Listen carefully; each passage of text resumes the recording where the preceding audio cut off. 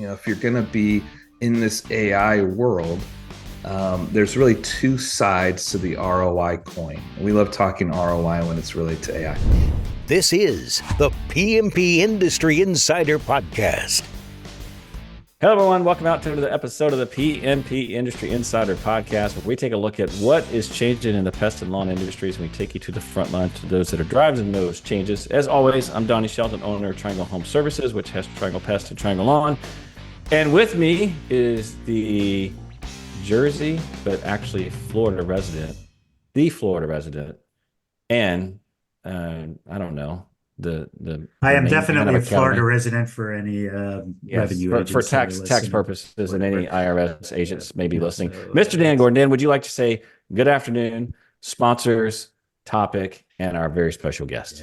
Good afternoon, Dan Gordon, PCO Bookkeepers, M&A specialists, CFOs, and exit planning service to the pest and lawn industry. And let's see. See, I already screwed it up, Donnie, but let's go with our sponsors. So if you're interested in marketing services for the pest or lawn industry, it's comarch.com. They will help you with marketing. And I was told that that's both digital and traditional marketing. Pest control specific insurance, that's general liability. That's auto, it's workers' comp. That's pestsure.com. Spoke to Todd Burke the other day. He's pretty excited about all our listeners who are contacting him. So he's excited about that. That's great. And if you're interested in joining a PMP Industry Insider peer group, please visit us at pmpindustryiinsider.com//peer groups, or go back and listen to episode 136 for more information. We work with David Billingsley, who is outstanding. He is our facilitator. And I'm going to let Donnie do this one more thing. I guess Apple changed something. And well, go ahead. In true form of like what we got going on here. So our guests can't see. Well, we can actually see our outline. So we are just so how should we say? Tech savvy. Secretive about how we ask for reviews and ratings. But I hear if we can get Gemini set up, Gemini can actually do that for us. Google just got busted having that happening. Yeah, so we could actually Gemini generate our reviews, our fake reviews. But having said that, we don't like fake reviews. Well, maybe we do. But if you like the podcast, only good ones. Yes, only good ones. And you enjoy listening to Dan fumble, which I absolutely do, then we ask that you do go and re-download. We had an issue with Apple changed how they're doing podcasts, which has changed all the counts. So just resubscribe and download. And if you do that, and you'll be resubscribed, and then of course ratings and reviews, which we'll talk about at the end of the show. But today I'm super stoked because we are talking about AI again, and we're speaking with someone that Dan actually met at the Associated Group. Dan, do you want to go ahead and introduce our guest, and then we'll jump right into the topic? So I was at the Associated Pest Services. It's a super peer group that meets twice a year. It's some people call it a vacation club. We were in Puerto Rico, and it was raining the entire time. And I was looking at the most beautiful golf course, and I couldn't get out there and play it. So I decided to sit in on one of the meetings, and one of the meetings was on AI. And the lecturer was a fellow named Andrew Ladder, and he is the founder of Ladder Company, which is a boutique consultancy that helps companies find profits through artificial intelligence and better operations.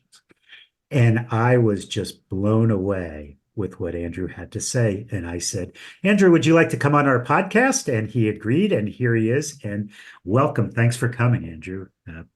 Gentlemen, thank you so much for the invite here, Dan. It's an honor that you heard me talk and still had the guts to invite me on the show. So thank you so much. Well, if it makes anyone feel better, so Dan is pretty easily impressed, but I actually went through and looked at Andrew's background, and he absolutely knows what he's talking about. So I'm super excited about jumping in and talking about AI. So, Andrew, awesome. Let's get rolling. Let's talk a little bit about you. Just introduce yourselves to our audience, kind of how you got in, and what your background is, how you got involved in AI. And then after that, we're going to jump into it for small businesses.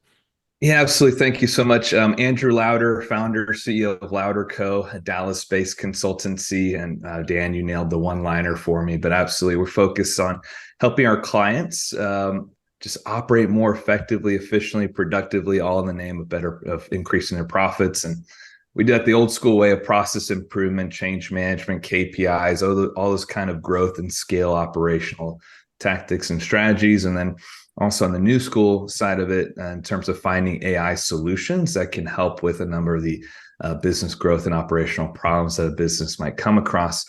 We're not developers. We're solely the ones that can understand the business needs, go out. We've almost been described as like an AI broker in a way, where we go out and find AI solutions. We map them to a list of requirements that are going to best fit our clients' needs, because every business is different. Right. And then we help them do the ROI calculation, running the demos, things like that, to make sure there's best fit. We also roll up our sleeves, help implement those. And, Louder Co's been in existence now close to 8 years. We went down the path of AI some 7 years ago. And It started with a very unique project we took on. Gentleman had sold a business. He came to me and said, "Hey, can I hire you guys to help me figure out what my next best business venture was going to be?"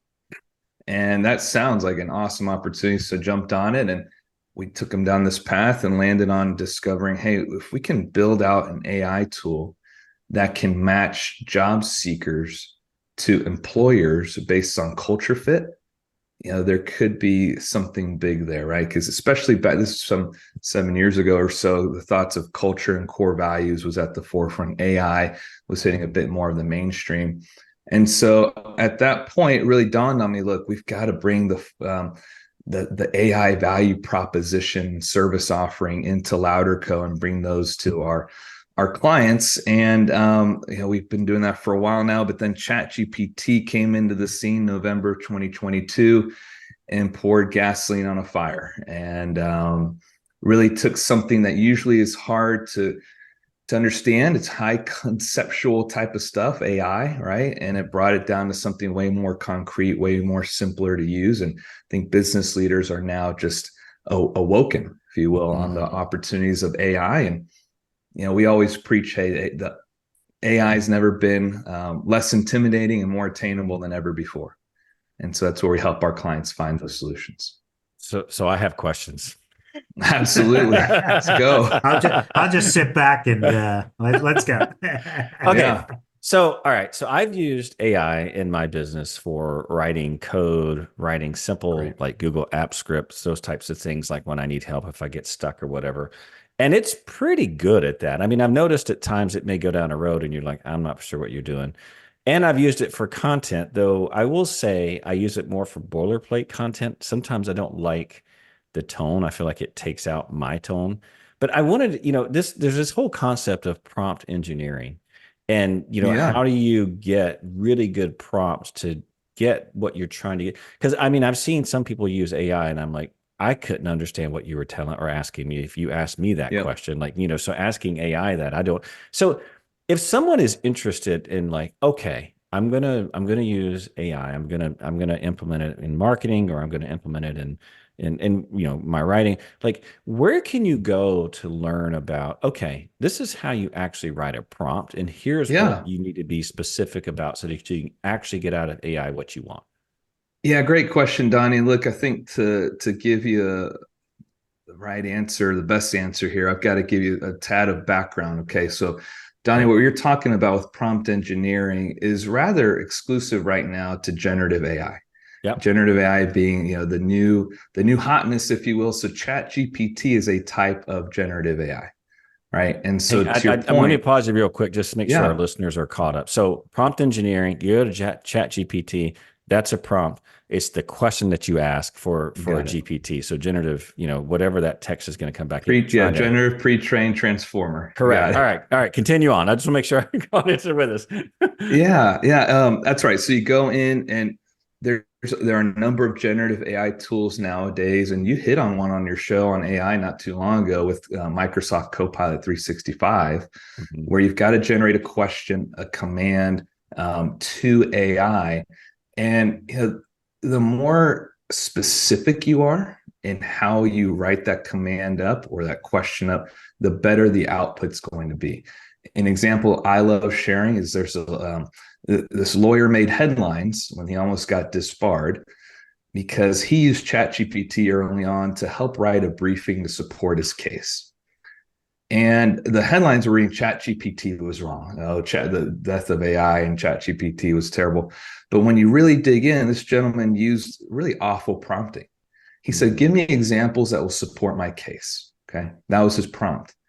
And AI doesn't know if you, in this case, anyway, do you want real examples or made up examples, right? Mm-hmm. And so the right prompt would have said, give me factual examples with citations that have occurred over the last 20 years, then give them to me in this kind of format, in a professional tone, with yada, yada, yada. And so to your point, Donnie, yes, you mentioned you're using it, your tones are a little bit different. There's some tools out there that are generative AI. I'm not sure if you're familiar with Jasper. Jasper's a really great AI content generation tool. And from the get-go, you can tell it the brand voice and the tone that you're wanting to use in your blog posts, your social media posts, all that. And so it learns kind of your approach and your style. So then what it generates going forward, it kind of aligns to that. But I will say this, no matter if you're in generative AI, if you're a prompt engineering expert, whoever you are, the name of the game right now is still AI plus human intervention. Like you still got to validate what that AI is producing for you, right? So taking the steps to first just read it, applying some logic and experience, maybe even cross-checking it with Google, the old-fashioned way, if you will. But yeah, there's still that element and component where you make it your own, you got to validate it, and so on and so forth. So yeah, prompt engineering is just a fancy term for making sure that you're asking it the right way. Yeah. So the lawyer story, this is pretty funny, Donnie, when Andrew was telling that story at the Associated Group, but I forgot what the story was, but evidently he brought like 900 hours worth of research down to like 15 or 20 hours. And somebody raised their hand. What do you think the question was? How can I do that? No. I don't know. What? Did he get charged for the 900 hours? Oh, of course that's the question. Of course that's the question. Yeah, everybody's worried about the lawyers making their money. What's the deal with that? They're making plenty. Yeah. If only he would have had the AI tool Consensus, by the way, which I love. It does a lot of citations for you to go out and find. Oh yeah. But so I want to so I'm a business owner, and I've got a lot of, I don't know, kind of a nitnoid task that I want to do. Like today, for example, I have these emails I want to send out from a spreadsheet. And it just like, oh man, I'm just cutting and pasting. And I'm like, I've got these Google documents. I've got this Google spreadsheet. And all I need to do is tie this name goes here. And then I would just love to hand that over. But I don't know that the tools are there, or it doesn't mean the tools aren't there. Maybe I don't know how to use it, but I'm curious to hear, what are your thoughts on how, and I think Gemini is still kind of early. They're going to figure it out. I mean, there are some issues with it now. I mean, we're recording this on the 27th of February, and right now Gemini is considered to be a dumpster fire because they had a big blow up, but that'll blow over and they'll get it right. But how does one, it's like, okay, I'm doing my normal work. I'm an owner. I'm trying to get data. I'm trying to get insight. Are there some ways or some tutorials where you can say, okay, these are I'm going to piece these different tools to get, because I get the fact that I can ask it questions, right? I get the fact that but how do I tie in my actual workflow of spreadsheets and my own documents? And then can you kind of talk through that a little bit? Yeah, Donnie, there's a few different ways to go about that. I loved your recommendation a couple episodes back. You mentioned going into YouTube and just seeing what's out there. And really, that to me is one of the freshest approaches, because there's always content being created. And to your point earlier, it was like, if you're finding information that's 6 months old, that might as well be 6 different light years away from with all the evolution that's gone on. Couple places to start here. Coursera has some great courses that are free. There's one called Generative AI for Everyone. That's a great place to start. Google's been praised for their free courses as well. And when you're talking workflows, though, Donnie, there's a couple of different approaches. One, I like the ecosystem approach. So if you're in the Google ecosystem, They have something called Duet AI, where you can leverage generative AI across their productivity suite. That the pages and the notes and the PowerPoint, I always get those now. Google Google. applications off, but Google Yep. Slides, yep.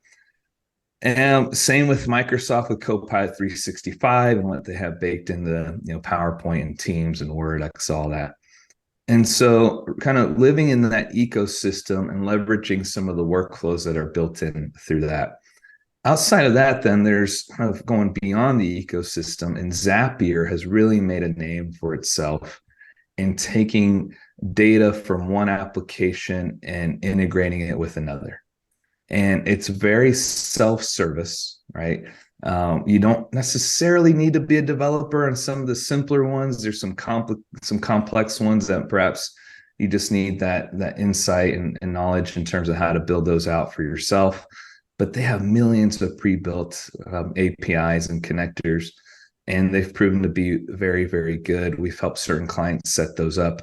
You have to know what you're doing to an extent, right? And each time the risk you run sometimes that if a new update to a certain application is made, sometimes that zap gets broken. You got to go in and refresh and reallocate whatever. But as long as you've got your eyes on it, it seems to be an ultra powerful tool. So I know for sure, you're talking workflows. I'd say that's a good place to start.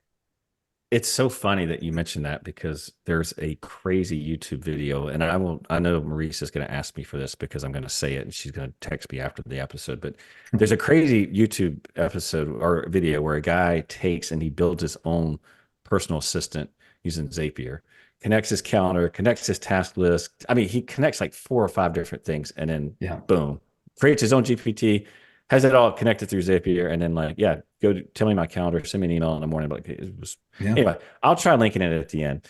And I've seen also, Sam Altman had a keynote just a few weeks back and highlighted some new integrations there as well, where you can give commands. Hey, send Donnie a message, let him know that I'm running late for lunch, and that hasn't yet been released as of now, to my knowledge. So I think once that gets out, that's just going to help with the workflow stuff quite a bit. Yeah. So let me ask you a question. So everybody, it's the gold rush right now. And what do people who come to you and have certain expectations, when they get those expectations wrong, why? What are some of the things that people think that they can do that they can't do, or what are they getting? Yeah, Dan, that's a great question, because it's a pain in my side all the time. Here's what I hear. I hear a lot of the pie in the sky, the things that a lot of business leaders jump to solutioning, right? If I can just if there's a button, I can hire a 19-year-old intern to then run my sales organization that automates the email campaigns and the drips and the leads and this. It just doesn't exist today. And so absolutely, when the expectations are just set way too high, it's hard to get a leader back down from that. When the expectation is, I'm going to 1000x my productivity from whatever organization or team. That may happen depending on certain factors, but the reality is, if you're going to be in this AI world, there's really 2 sides to the ROI coin. And we love talking ROI when it's related to AI. One is, the productivity gains, the potential for cost savings. That's one side of it. A lot of that boils down to a math equation. And the more people that are impacted, the more processes that are impacted, the more then output you're going to get from the AI. The other side of it is an ROI of the ROI coin is relative to potential revenue generation and growth. And so, for example, let's say you enable a tool that helps with customer service. Now your salespeople who perhaps are spending 22% of their time in customer service can now focus on selling more product. Then you can draw a direct line, direct correlation that, okay, 22% more time can correlate to more closings, more deals, more revenue, et cetera, et cetera. So that's usually the ROI side of the coin that's exponential and massive. So I love to start with the problem set first, getting away from the solutioning, getting away from the pie in the sky stuff. It all begins in my mind with two key questions. What are your biggest pain points and challenges, and what tasks are tedious, manual, and inefficient? And if you can get answers to that, either individually or from a group of people, I think you have a great place to start to align AI solutions to those problems, and finding AI solutions that are readily available, that really do exist and can really drive massive gains for you. Mm-hmm.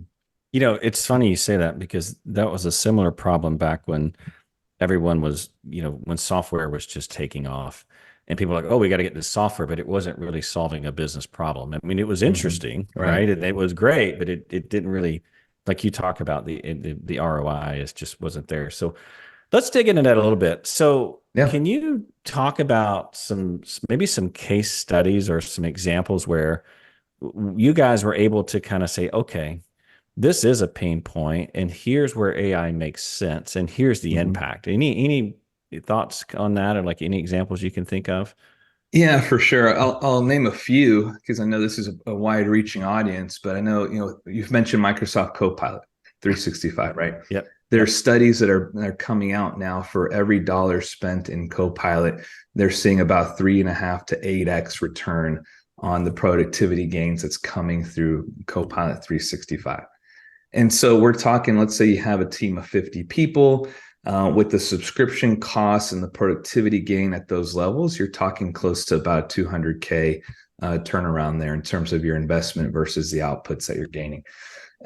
We've helped to, Dan mentioned earlier, a situation with a lawyer, a law firm, where we helped them put AI in motion that took them down from about 1,000 work hours down to 40 work hours in a key phase called e-discovery, where they've got to go through electronic data to find evidence to support their clients. In the world of construction, there's also an estimating tool out there. There's numerous estimating tools out there that are driving 80%, 90% faster estimates, so that they can now take on more estimates, close more deals, win more work. Customer service tools are huge right now. If you've ever built or had a chatbot on your website, it's usually a major pain in the butt for those that are putting it together and for your customers. Well, nowadays, and one reason why that is when you set those chatbots up, you've got to think through every potential variety of a question. If you don't, it breaks the whole thing. You've got to think through all the branches of the decision tree and decision matrix.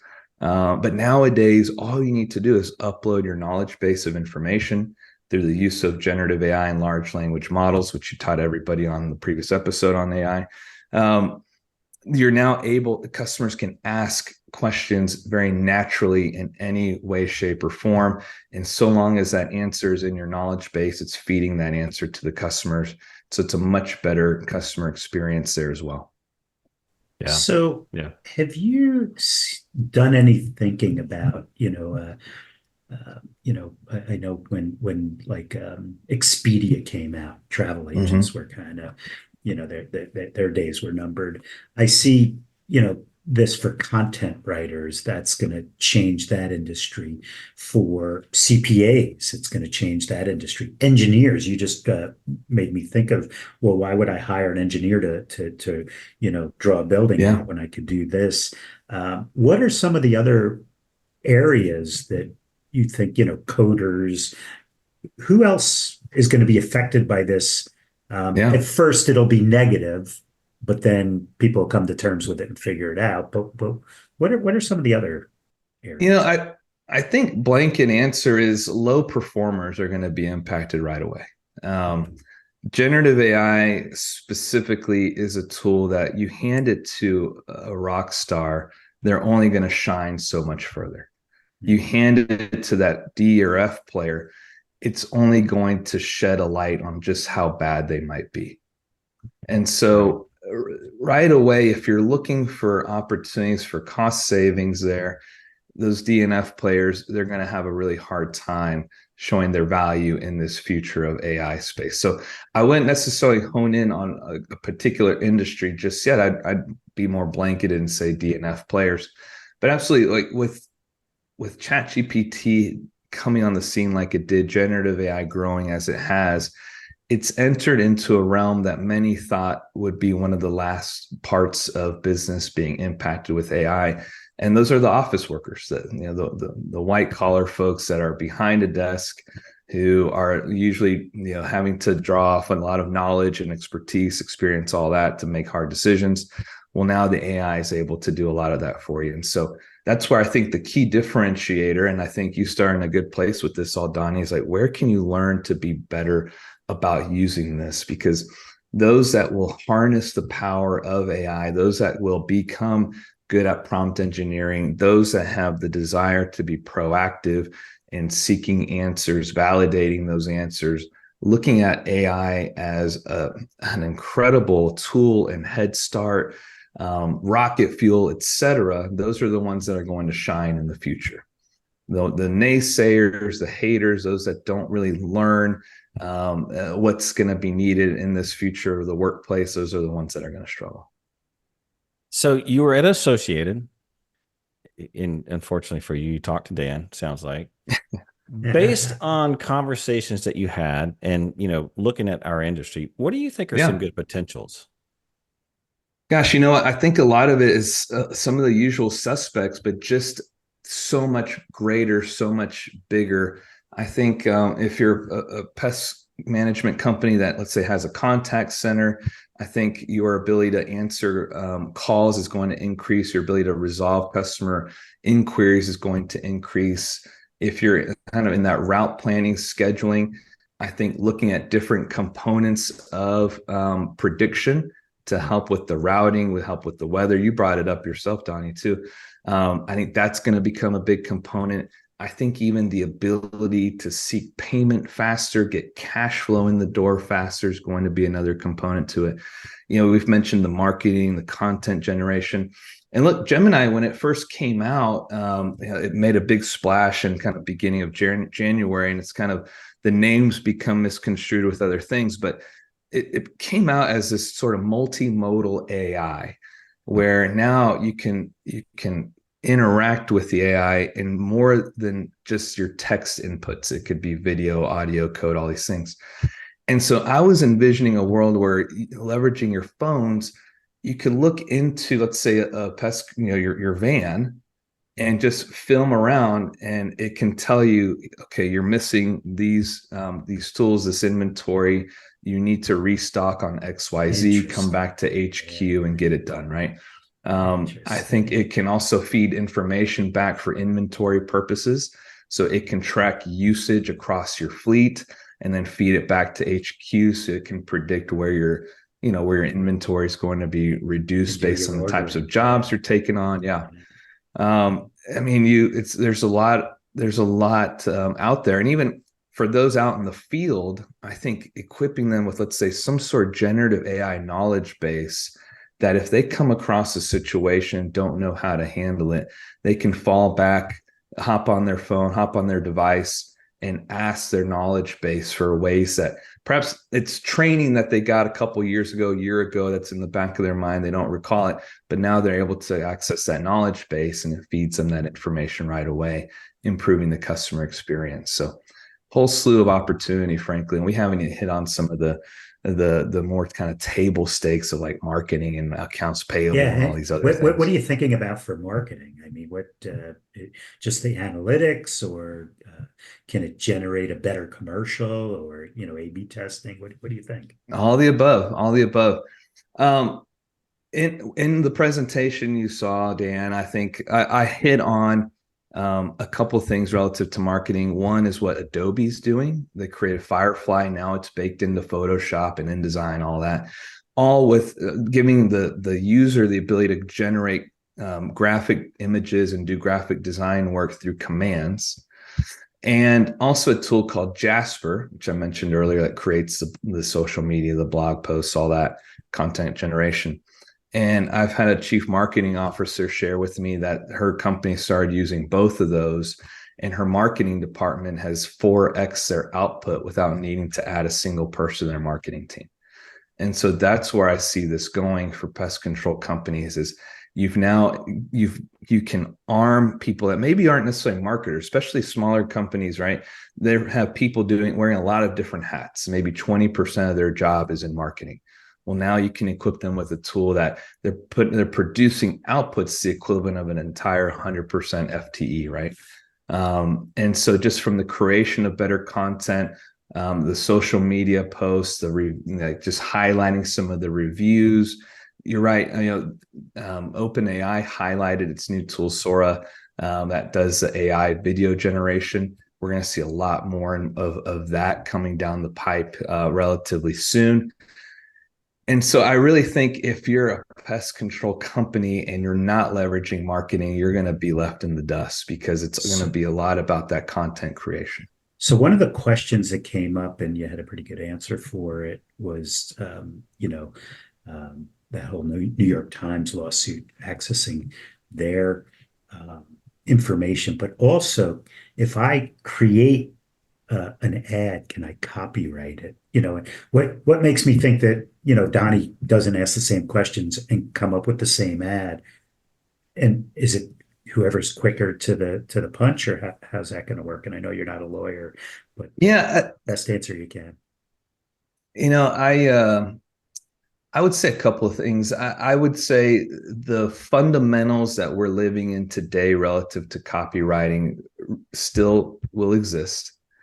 I do believe that if you were to prompt the very same prompt and the very same AI tool for one person in the East Coast, one person in the West Coast, you're going to get a pretty darn close match.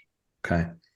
This is why the prompt engineering component is so critical, because you want to make the output unique. You want it to be in your tone. You want it to be about your business, about your activities, your services, your offerings, all that. And so that's what's going to drive the uniqueness going forward. If you are very general and say, create a 15-second jingle for my pest management company, there probably won't be much uniqueness there, and you're likely going to get different, rather similar tracks. And in a lot of ways, it's very similar to music. Very just about, you hand anybody a guitar, the guitar is going to be the same, but you hand it to Jimi Hendrix and you hand it to me, the outputs are going to be very, very different, right? And so all that to say, I do think there's still ability to copyright. There's still ability to generate intellectual property. And I do believe, though, the uniqueness in what you're delivering is going to be the differentiator. A good friend of mine, Robert Plotkin, is a renowned IP AI attorney out of the Boston area. He'd probably tell you, look, there's a lot of stuff being created that's just not patentable because there's just nothing that's really unique about it. And so I think it's just that's uniqueness is still going to be the differentiator. But to be 100% transparent, though, like AI would not exist had it not been for this content, right? It couldn't have been trained. No, no, you're right. I mean, it's kind of interesting. So I have another question. This is kind of more tactical, and I hate to get into some weeds here, but I saw something that just blew my mind. I guess about a month ago. I'm at a conference, and this guy's like, okay, I'm going to create my own GPT. And he fed it like 2 or 3 different marketing books and said, okay, now I want you to build me a website based on the principles that are taught. These marketing books. And I about fell out of my chair, and it did it. Like, I was just shocked.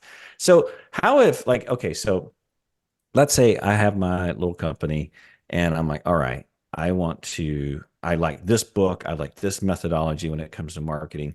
I want to create my own GPT. So now it can start generating content that kind of adheres to this philosophy. Can you walk through? And if you don't know, it's cool, right? I have not gone in and actually tried to do this, but can you actually feed it a Kindle book and say, here you go, here's the philosophy, and then say, now, based on that, I need you to write some content that kind of follows that format. And some of these were like, best practices of selling, best ways to write marketing content. Do you have to feed it the book, or is it already out up there on the internet? Your own GPT, but I don't know. So I want to ask. I mean, I just want to hear your thoughts. Yeah. Okay. Let me talk through the GPT process specific to Chat GPT. It takes about 5 minutes to set up, and what you're doing is you're basically creating a persona or a solution to a problem that you can go to repeatedly and not have to recalibrate or recontextualize every time you go back into Chat GPT. And so, anybody, you don't need even technical skills to be able to create your own GPT. If you know what you're doing, it might take you 5 minutes. If you want to make it real complex, it might take you 30 minutes to an hour. But either way, that's pretty darn quick to create a rather powerful, robust chat tool. And so you're right. So part of the steps that it guides you to, and there's really two pathways to it. One, you can just let the Chat GPT kind of guide you in building the GPT, which I'm saying the letters GPT a lot. It feels funny. But nonetheless, it guides you through it, and you can keep it somewhat generic, or you can go into the properties and really train it and give it the background and insight that you want to have specifically for that GPT. Now, can you upload books? I would say there might be some gray area there. You can, okay. If it's a PDF, you can do that. And the gray area is, do you own the copyright to that book? And what are you going to utilize it for, right? Are you going to be profiting off of this or not? Not a lawyer, don't know the clear-cut answer. However, can you do that? Yes. I've utilized it quite a bit myself, where I've been also kind of going through some leadership training as well. I've been handed these materials, and I'm like, gosh, this is going to take me hours. I upload it to ChatGPT and I say, summarize this article in 5 bullet points. And by golly, it's pretty darn good at doing that. And it saved me quite a bit of time. Mm-hmm. So absolutely, it can do that. It can certainly do that. But is there gray space? There certainly is. I think take it on a case-by-case basis. Is there a better tool for, if you want to do something like that? So you had just mentioned leadership training, and it makes me think of everybody's talking about EOS right now, right? Yeah. And you load in EOS and say, I want to have a facilitator. You're my facilitator. Yeah. Let's go. Absolutely. And here's what I'd say: organizations like EOS have generated a ton of content, are sitting on a treasure trove for generative AI opportunity. They can create their own generative AI, where if you are an EOS user, you can hop into it, you can ask it questions, you can put out scenarios, and it can guide you with the answers relative and specific to Gino Wickman's answers that he would give, or what a well-trained EOS implementer would give. I'm sure I'm not saying anything that EOS hasn't considered, but if they haven't yet, they should. They should call you. They should call us. I mean, look, training organizations, they have the power of the future in their hands with the generative AI. Okay. If they're not thinking of ways to put the power into the hands of their users, of their customers, of their employees, to go through that training and documentation, generate a whole new experience to grow and learn, they're likely missing the boat. Yeah. Yeah. Well, Andrew, listen, I could actually talk to you, I think, for a full day, maybe even more. This has been fantastic. I know. Yeah, you bet. Before we wrap, Donnie, Andrew, is there anything that you could do for the pest control industry or the lawn care industry, or that you want to promote? Is there anything? I was going to give him a chance to kind of push, because it wasn't in our outline. I know it's not an outline, but I'm like, absolutely. So if someone wants to contact you, someone has questions, those types of things, let's hear it. What you got? Okay. I'll start with this. Since last January, I've spoken to over 100 different leadership groups and organizations. In that process, we've gathered our insights from our AI readiness assessment. We come through all that data, close to 1,000 different leaders that answered our AI readiness assessment. We've discovered something that I think was certainly something we knew existed, but seeing the data helped to really hone in on it. There's a lot of business leaders that are incredibly bullish on AI, want to use it for their business, don't know where to begin and lack the internal resources to implement it, to move forward into AI. And that's where we can help. We have the experts, the resources, the capability, the capacity to take on these projects and bring those AI solutions to bear. A lot of times we get started with an AI strategic roadmap. It takes about 2 weeks to get done. We get to know the business. We get to know the problems there. We educate the teams on what AI is and the opportunities for it. And we leave behind a 1 to 2 year AI roadmap with all the key initiatives that they can utilize going forward and solving those AI problems that get identified. That's our most popular offering at this point, as a great way to just get started and get moving into AI.